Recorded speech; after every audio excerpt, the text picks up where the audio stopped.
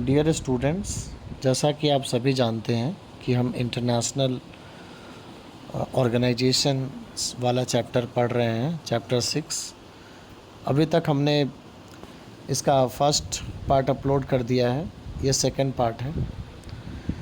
तो India fulfils all the conditions to get permanent membership of Security council.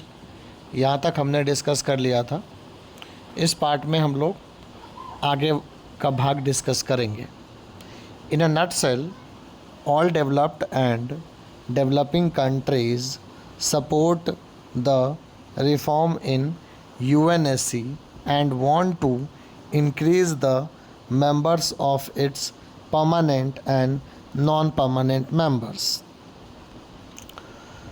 संक्षेप में यदि कहें तो सभी विश्व के देश, चाहे वो विकसित देश हों या विकासशील देश हों, वे परमानेंट और नॉन परमानेंट मेंबर्स की संख्या को बढ़ाने का समर्थन कर रहे हैं यूनाइटेड नेशन सिक्योरिटी काउंसिल में। Developed countries believe that developing countries should increase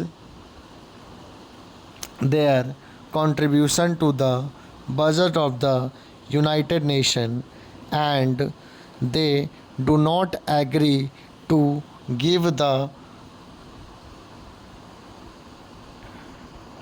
rights of veto to new permanent members। जो डेवलप्ड कंट्रीज़ हैं, जो विकसित देश हैं, वो ये चाहते हैं कि विकासशील देश यूएन के बजट में जो कंट्रीब्यूशन है उसको बढ़ाएं, और जो विकसित देश हैं वह ये नहीं चाहते कि जो परमानेंट मेंबर्स हैं, जो न्यूली परमानेंट मेंबर्स होंगे, उनको वीटो पावर दिया जाए। यही कारण है कि यूनाइटेड नेशन सिक्योरिटी काउंसिल में न्यू मेंबर्स की संख्या नहीं बढ़ रही है या न्यू मेंबर्स को इंक्लूड नहीं किया जा रहा है। While the developing nations demand for veto along with permanent members, जबकि जो विकासशील देश हैं वे संयुक्त राष्ट्र संघ के सुरक्षा परिषद में वीटो पावर की मांग कर रहे हैं। For the 18th time, India has completed its tenure as non-permanent member from January 2021 to December 2022। Bharat संयुक्त राष्ट्र संघ की सुरक्षा परिषद में 18वीं बार नॉन परमानेंट मेंबर के रूप में चुना गया, और उसका टर्म जो था वो 1 जनवरी 2021 से 31 दिसंबर 2022 तक था। एजेंसीज ऑफ यूएनओ, संयुक्त राष्ट्र संघ की कुछ एजेंसियां हैं, उनके विषय में हम डिस्कस कर लेते हैं। There are other institutions and agencies that are completely dedicated towards fulfilling the aims of the United Nations। संयुक्त राष्ट्र संघ की अन्य एजेंसीज़ हैं, संस्थाएं हैं जो कि संयुक्त राष्ट्र संघ के उद्देश्यों को पूरा करना चाहती है। जैसा कि पहला इंटरनेशनल मॉनेटरी फंड है, जिसे हम IMF कहते हैं। इसको हिंदी में अंतर्राष्ट्रीय मुद्रा कोष भी कहते हैं। This organisation promotes the financial balance of seats on the international platform and helps countries in getting financial and technological assistance. अंतर्राष्ट्रीय स्तर पर यह एजेंसी जो है वो बैलेंस ऑफ स्टेट्स को रेगुलेट करता है। उसके साथ साथ इंटरनेशनल प्लेटफॉर्म पे जिन कंट्रीज़ को फाइनेंशियल और टेक्नोलॉजिकल असिस्टेंस चाहिए होता है, सहायता चाहिए होता है, उन कंट्रीज़ को मदद करता है। The International Monetary Fund is an international organisation that look after financial regulations at international level. अंतर्राष्ट्रीय स्तर पर फाइनेंशियल रेगुलेशन यानी कि वित्तीय नियम और कानून जो होता है उसकी देखरेख करता है international Monetary fund. G7 members USA, Japan, Germany, France, UK, Italy and Canada have 41.29 shares of votes. India, Russia, Brazil, China and South Africa are the other major members. G7 यहाँ पे एक वर्ड आया है। G7 developed countries का एक group है जिसमें UK, USA, Japan, Germany, France, Italy और कनाडा है, जो कि इंटरनेशनल मॉनेटरी फंड में 41.29% शेयर होल्ड करता है। उसके साथ साथ रसिया, ब्राज़ील, चाइना, साउथ अफ्रीका और अरब कंट्रीज जो है ये और अदर मेजर मेंबर्स हैं इंटरनेशनल मॉनेटरी फंड के। अब हम वर्ल्ड बैंक के बारे में डिस्कस करते हैं। It provides basic structure and promotes balance to the development of human resources, agriculture and rural development and environmental protection. यहाँ पे कीवर्ड पे हमें ध्यान देना होगा। ह्यूमन रिसोर्स मानव संसाधन, एग्रीकल्चर कृषि, रूरल डेवलपमेंट ग्रामीण विकास और इन्वायरमेंटल प्रोटेक्शन यानी कि पर्यावरण की सुरक्षा, इन सभी मुद्दों पर वर्ल्ड बैंक काम करता है।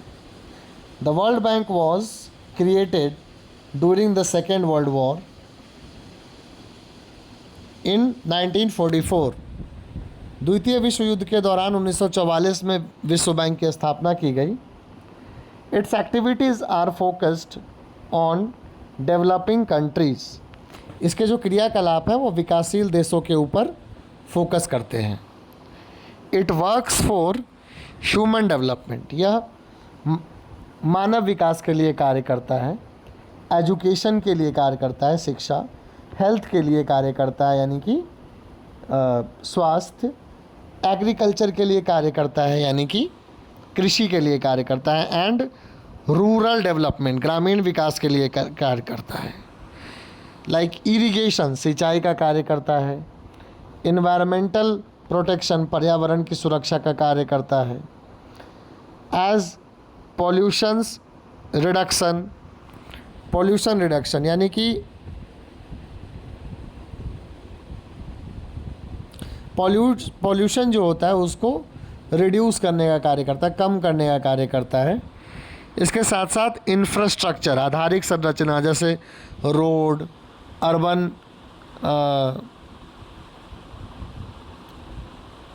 रीजनरेशन, इलेक्ट्रिसिटी का काम करता है, एंड गवर्नेंस को देखता है, एंटी करप्शन एट्सेट्रा भ्रष्टाचार को रोकने का, और इसी तरह के कार्य करता है वर्ल्ड बैंक। WTO यानी कि World Trade Organisation. The World Trade Organisation is an international organisation which sets rules for the global trade. जो वर्ल्ड ट्रेड सेंटर है वह ग्लोबल ट्रेड के लिए रूल सेट करता है, यानी कि अंतर्राष्ट्रीय स्तर पर जो व्यापार होते हैं उसके लिए कानून बनाता है कि किस तरह से विश्व के देश आपस में व्यापार करेंगे। This organisation was set up in 1995 at the successor of General Agreement on Tariff and Trade which was created after the Second World War. 1995 में इसकी स्थापना हुई थी। गेट को रिप्लेस करता है। गेट जिसकी स्थापना 1945 के बाद हुई थी। WTO हैज़ 166 मेंबर्स, 164 सदस्य देश हैं। All decisions are taken in the ministerial conference. सभी निर्णय मिनिस्टीरियल कॉन्फ्रेंस होता है WTO का, उसमें लिए जाते हैं। But the major economic powers like USA, European Union and Japan have manage to use it to frame rules of trade to advance their own interest. जो विश्व की बड़ी अर्थव्यवस्थाएं जैसे अमेरिका है, जापान है, यूरोपियन यूनियन है, वो अपने हिसाब से अंतर्राष्ट्रीय व्यापार के नियम बनाते हैं जिनमें उनको ज़्यादा फ़ायदा हो। तो ये वेस्टर्न डोमिनेटेड ऑर्गेनाइजेशन है। ILO यानी कि international labour organisation. The international labour organisation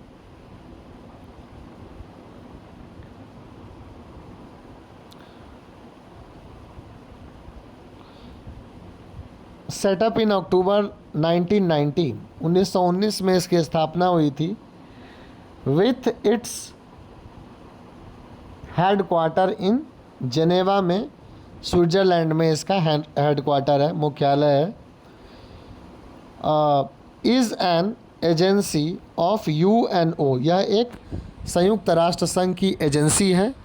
it aims to promote efficient conditions of social justice and to promote welfare works for workers। यह एक प्रभावी स्थिति प्रदान करता है सामाजिक न्याय के क्षेत्र में। इसके साथ साथ जो वर्कर्स हैं, जो लेबर्स हैं, उनके कल्याण के लिए कार्य करता है।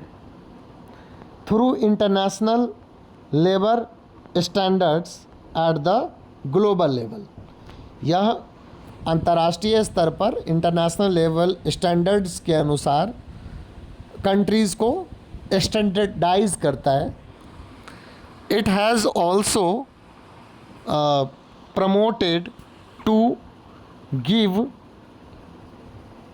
incentives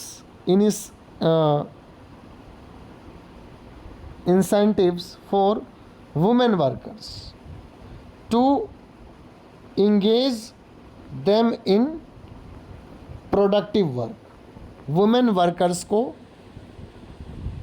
काफ़ी प्रोत्साहन देता है प्रोडक्टिव वर्क में काम करने के लिए। And to create safety, parity and respectful conditions at the work place. महिलाओं की सुरक्षा, महिलाओं की समानता और उनके कार्यस्थल पर उनके साथ सम्मानजनक व्यवहार किया जाए तथा अन्य सभी वर्कर्स के साथ ही ऐसा ही व्यवहार किया जाए, उसके लिए यह वर्कर कार्य करता है। IAEA international atomic energy agency. IAEA the international atomic energy agency was established in 1957। 1957 में इस संस्था की स्थापना की गई थी।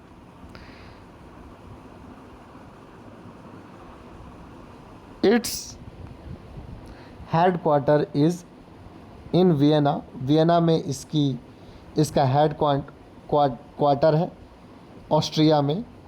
It is based on the proposal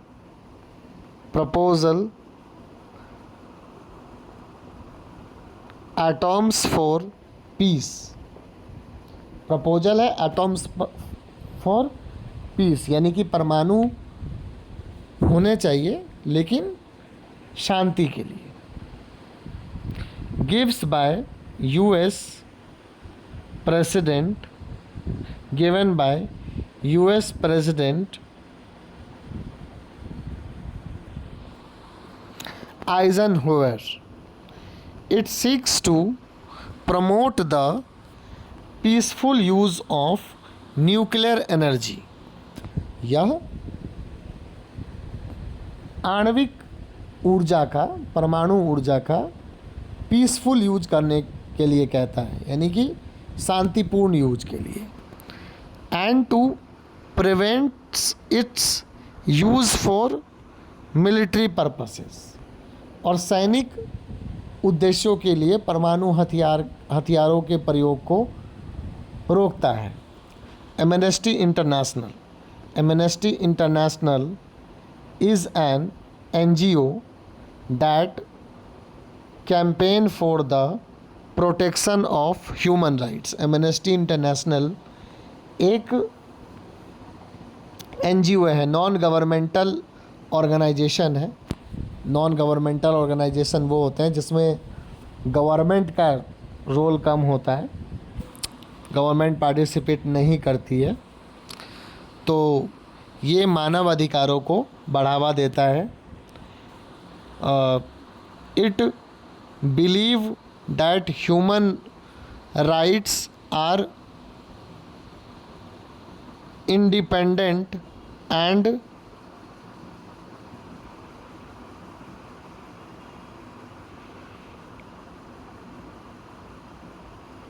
इनडायरेजिबल. यह मानता है कि ह्यूमन राइट्स इंडिपेंडेंट है. It prepares and publishes reports on human rights. यह मानव अधिकारों से संबंधित रिपोर्ट तैयार करता है और उसको पब्लिश भी करता है. Human Right watch is another agency involved in research and advocacy of human right. मानव अधिकारों की वकालत करता है Human Right watch.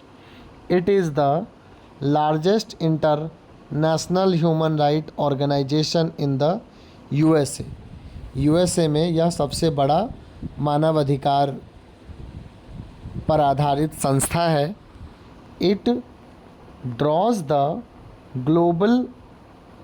Global media's attention to human right abuses.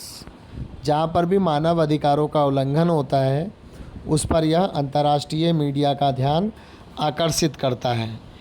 It has also helpful in building international attention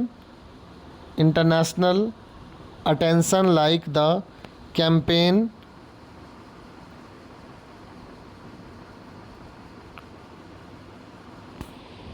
burning land mines to stop the use of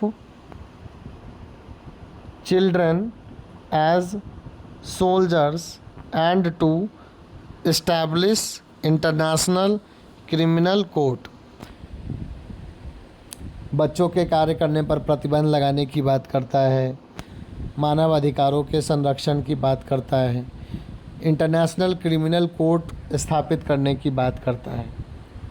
objectives and principles of UNO, यानी कि संयुक्त राष्ट्र संघ के क्या उद्देश्य हैं और सिद्धांत हैं. पहला, to maintain international peace and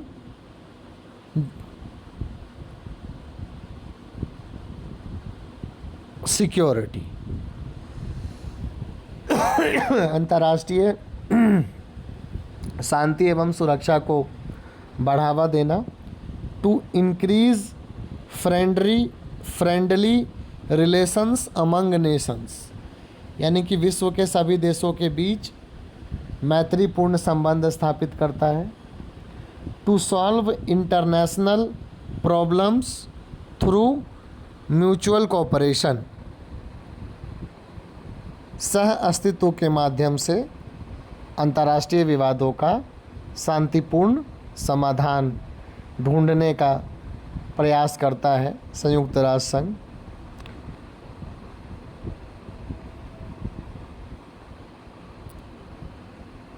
number 4, to implement respectfully international laws and treaties, अंतर्राष्ट्रीय कानून और अंतर्राष्ट्रीय संधियों को क्रियान्वित करना इसका 4th कार्य है। 5th, to respect territorial integrity and political freedom, territorial integrity और यानी कि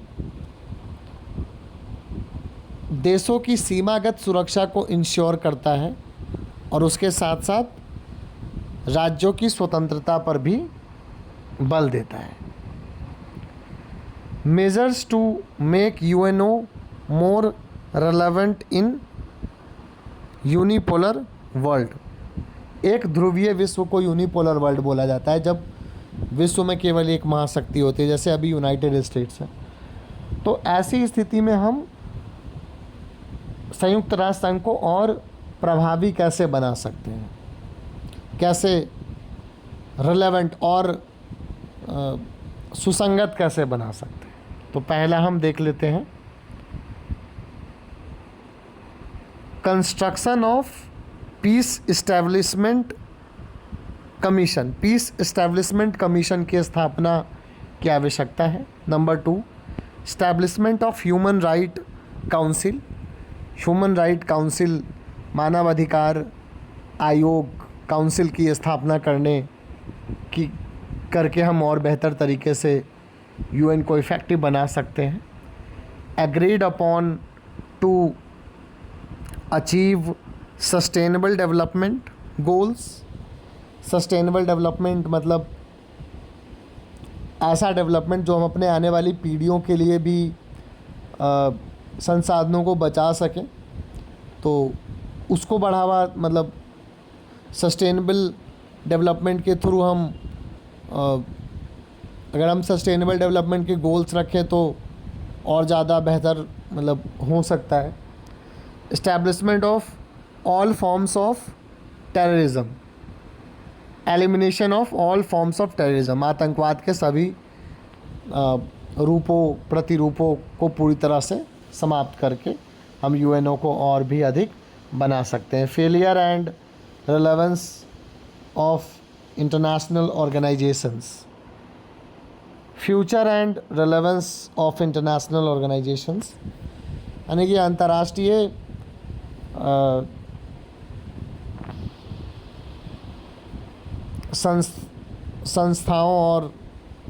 संस्थाओं का भविष्य क्या है और वो रेलेवेंट क्यों है, उनकी क्या आवश्यकता है। Although there are certain problems in the United Nations, without this the world be wars. ठीक है, यूएनओ में बहुत सारी समस्याएं हैं, बट अगर यूएनओ नहीं होगा तो विश्व में बहुत सारी समस्याएं हो सकती हैं। The United nation and it's agencies have increased mutual independence, United nation तथा इसकी जो सहायक संस्थाएं हैं उन्होंने विश्व के देशों को आपस में परस्पर निर्भर बना दिया है। That's why the responsibilities of the institutions are in creating, there is a need to support the organizations। और समस्याएं हैं, लेकिन उन समस्याओं को सुलझाने में यूएनओ ने अंतर्राष्ट्रीय स्तर पर महत्वपूर्ण भूमिका निभाई है। तो इसीलिए हमें संयुक्त राष्ट्र संघ की आवश्यकता है। इसी के साथ ये चैप्टर समाप्त हो जाता है। और यदि आपका कोई डाउट है, कोई सवाल है, तो आप कमेंट बॉक्स में लिख सकते हैं। आशा करते हैं कि आपको हमारा ये इनिशिएटिव अच्छा लगता है, और यदि आपको हमारा इनिशिएटिव अच्छा लगता है तो आप हमारे चैनल को लाइक, शेयर एंड सब्सक्राइब करें। धन्यवाद।